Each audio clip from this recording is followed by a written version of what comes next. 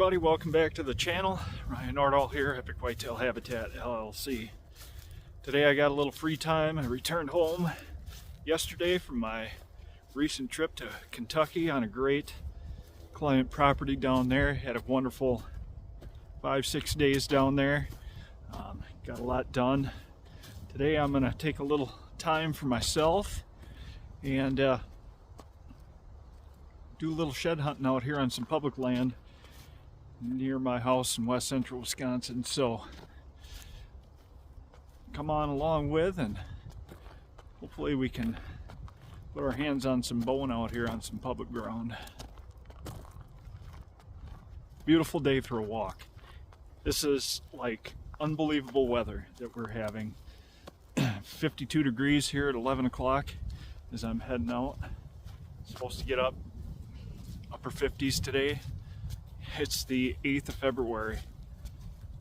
So by all means, if you have the ability, get out and enjoy this weather. It's great. It was pretty nice down in Kentucky too, pretty much all across the United States. But people forget, now 2005 was relatively warm, El Nino year.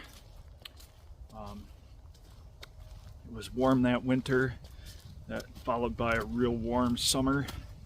So I'm afraid that, that's kind of my fear, that it's going to be a hot summer again, hot and humid as it was back in 2005.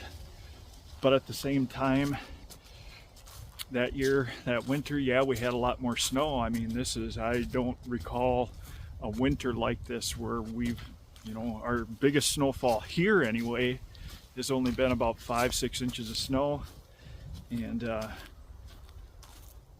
we've had little scattered snows here, 1 or 2 inch snows here and there before that, but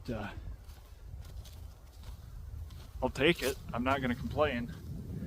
The only concern I have is for the alfalfa fields, clover fields, whatnot, but we'll take it. But come on along. Hopefully we, like I said before, we can put our hands on some bone here today. So we'll see what happens.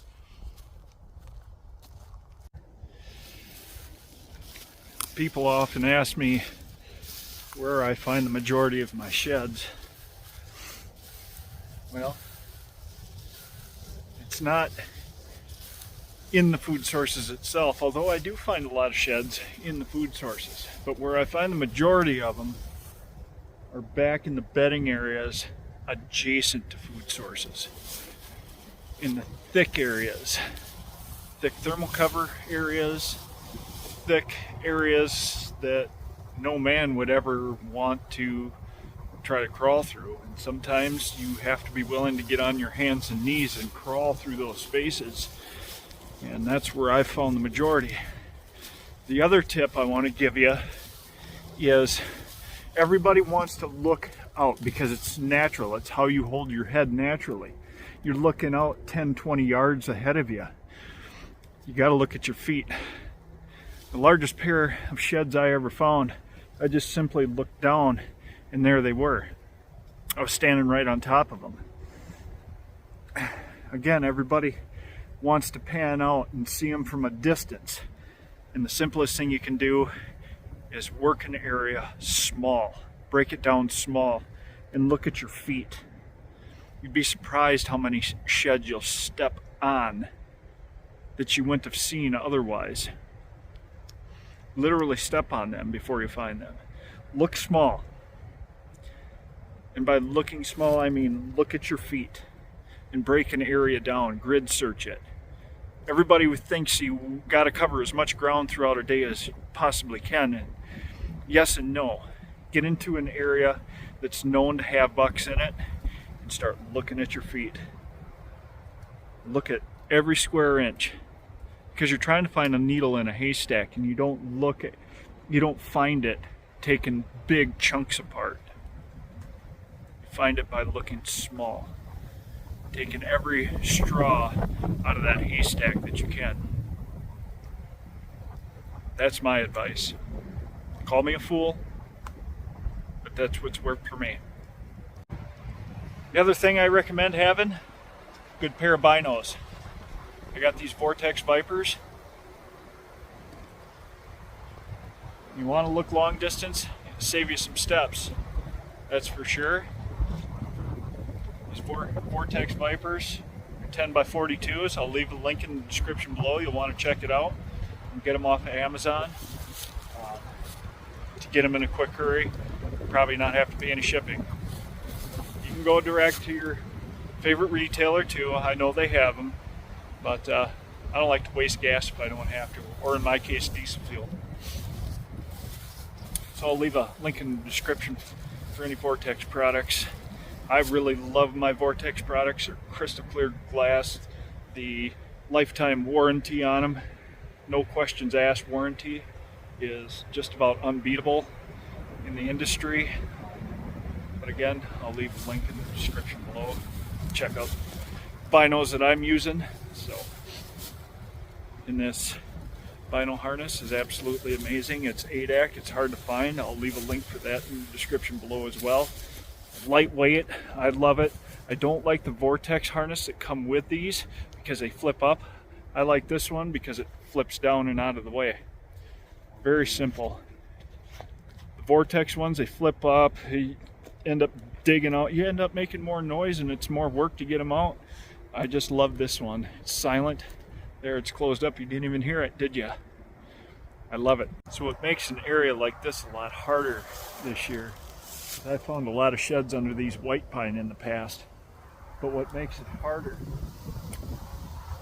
is without a lot of snowpack, all this grass is still standing. You really got to get in and look these areas over real close. That's the disadvantage of this winter, just not a lot of snow knocking this grass down and antlers laying up on top of the grass. So makes it have to look a little bit harder. That's why I say it's important to just slow down, look at your feet, you know, instead of trying to look out 20, 30 yards. Other places to look for is, there's a down fence right here, opening in the barbed wire fence. It's a great place to find some sheds as well. There's none here, but it's one of those places you definitely want to look. Or anywhere they've got to jump a fence, creek crossings, you know, the percentage of finding sheds in those areas goes up. Again, it's a needle in a haystack that you're looking for. It's not going to happen all the time. It's probably less than 1% of the miles that you put on when you do put on miles. Yes, the name of the game is miles, but you got to look small too. You got to break a section of property down and you got to grid search, looking at your feet instead of way out and about, because you're going to walk over quite a few of them if you continue to do that. You got to just slow down, look at your feet. You'll hear me repeating that over and over again. But that's how you become more successful at this game of shed hunting. And like I said earlier in the video, sometimes you just gotta watch your feet, look small. This guy here, almost stepped on him today.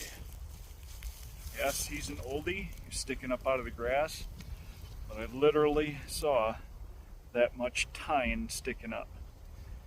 A lot of guys find them that way, you know, freshies or whatever, sticking up out of the snow that way. Well, we don't have any snow here, so sticking up through the grass. Just that much of that tine, the rest of it was buried. It's an old one, but it's still a good find. So that concludes this little walk on this public ground.